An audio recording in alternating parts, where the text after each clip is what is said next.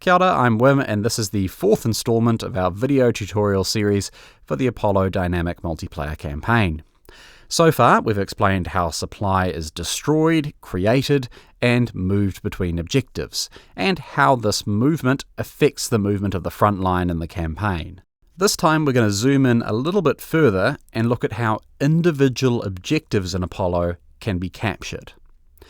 We're going to discuss overrunning objectives, capturing objectives with paratroopers, and an important mechanic known as bonus supply. Let's start with how objectives can be captured by movement of the front line.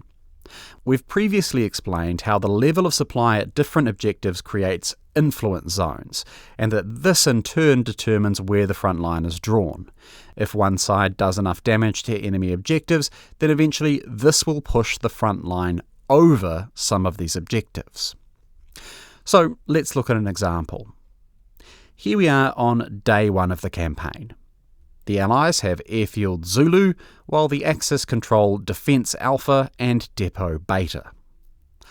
On day one, the Allies heavily bomb Defence Alpha and Depot Beta, and the next day, day two, the reduction of Axis supply means the front line gets pushed all the way over Defence Alpha. So Defence Alpha is now within Allied territory. As soon as this happens, Defence Alpha becomes overrun. This means it switches its coalition to neutral, and while it still may contain supply, this supply does not count for either side in terms of where influence zones are drawn, and this supply also can't be sent anywhere else. It's stuck where it is. This represents that Allied troops have pushed past Defence Alpha, but they're yet to bring in the men and material they need to fully control it. And this process of bringing Defence Alpha fully under Allied control takes 2 days. As long as the front line stays in place on the east side of Defence Alpha, that objective will come under the control of the Allies on day 4. However, if, for example, on day 3, the Axis team were to heavily bomb Airfield Zulu while building up supply at Depot Beta, they might be able to push the front line back to the west of Defence Alpha. And this resets the timer.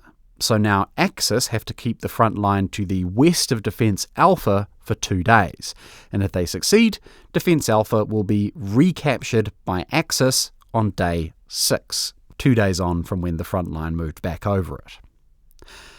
Whichever side eventually captures Defence Alpha then gets access to any supply left over at that objective from when it was made neutral, from when it was overrun, and Defence Alpha also gets an injection of bonus supply. Bonus supply is a very important mechanic in Apollo because it's not taken from an objective further behind the front line. It essentially comes out of nowhere. It's one of very few mechanics in the game which can generate new supply. And because it happens right on the front line, it can have a dramatic effect on where the front line is being drawn. Okay, so that's how objectives are captured by overrunning them with the front line. But we mentioned there are 2 ways to capture an objective, and the second one is using paratroopers. So let's wind all the way back to day 1. Imagine that on day 1, instead of spreading their bombing efforts across Defence Alpha and Depot Beta, the Allies solely focused on bombing Defence Alpha. Day 1 ends, and now we're in day 2. Because Depot Beta still has a lot of supply, the front line moves really close to Defence Alpha, but it doesn't quite cross it. However, Defence Alpha was bombed so heavily on day 1 that it's now been reduced to 0 supply. And this means that it's vulnerable to capture by paratroopers. There are 3 criteria which have to be met in order for paratrooper capture to become possible. The target must be at 0 supply. The target must be within a relatively short distance of the front line, usually around 40 kilometres or so. And there must not be an objective immediately on the other side of the front line which meets criteria 1 and 2. So, for example, if the Allies had bombed Alpha Defense to 0, but the Axis had also bombed Airfield Zulu to 0, then neither Defense Alpha nor Airfield Zulu would be available for capture. Okay, so anyway, on day 2, we're saying Defense Alpha becomes available for capture by Allied paratroopers.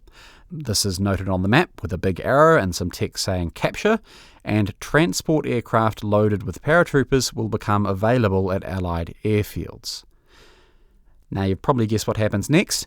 Allied players must try to drop paratroopers on Defense Alpha, while Axis players must try to stop them.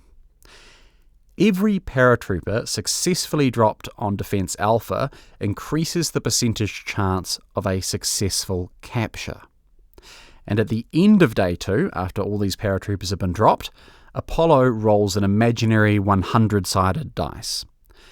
And if that dice roll is lower than the number set by the number of paratroopers the Allies dropped on the objective, the Allies win. If that imaginary dice roll is higher than the number the Allies set, Axis win. So now we're in day 3. If the Allies won that dice roll, then Defense Alpha comes under Allied control. It can receive resupply from Airfield Zulu, and it also receives some bonus supply in the same way as we described for frontline rollover capture. If the Axis had won the dice roll, then Defense Alpha would remain in Axis control, and it can receive resupply from Depot Beta in the usual way. But remember last video, we mentioned it's possible to block objectives from sending their supply to resupply other objectives by bombing objectives below 80% of their maximum supply level. So let's wind back to day 2, and we'll say that as well as dropping some paratroopers on Defense Alpha, the Allies also did some bombing runs on Depot Beta and reduced it from 200 supply to 150.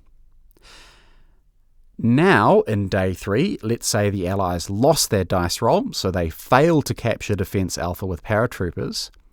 But because Depot Beta has been damaged, it can't send any supply towards the front to resupply Defense Alpha.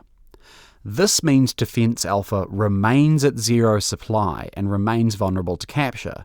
So now in day 3, the Allies get to have another go at capturing Defense Alpha with paratroopers. So far, we've only been talking about supply in relation to the main objectives in Apollo. But there are another couple of types of targets which are, well, I guess you could maybe call them side quests. In the next episode, we'll be talking about those: convoys and pop-ups.